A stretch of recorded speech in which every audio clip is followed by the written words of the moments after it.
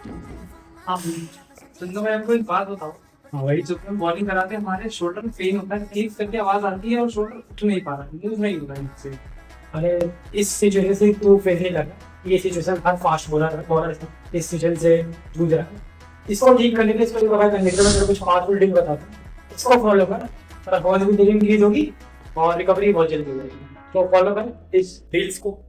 तो सबसे पहले करेंगे हम आर्म रोटेशन। शोल्डर जॉइंट को वार्म अप करने के लिए स्लो कंट्रोल सर्कल 15 के 3 सेट्स करेंगे।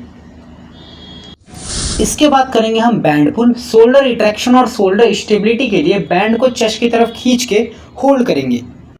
इसके बाद rotator cuff external rotation. Rotator cuff को स्ट्रॉन्ग बनाने के लिए बैंड को बाहर की तरफ खींचना है, एल्बो 90 डिग्री पे।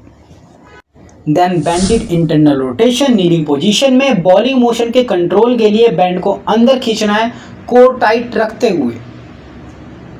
इन सभी ड्रिल्स को मैच या प्रैक्टिस से पहले करो ताकि शोल्डर पेन और इंजरी से बच सके। Follow and subscribe mobility nation, move heal perform.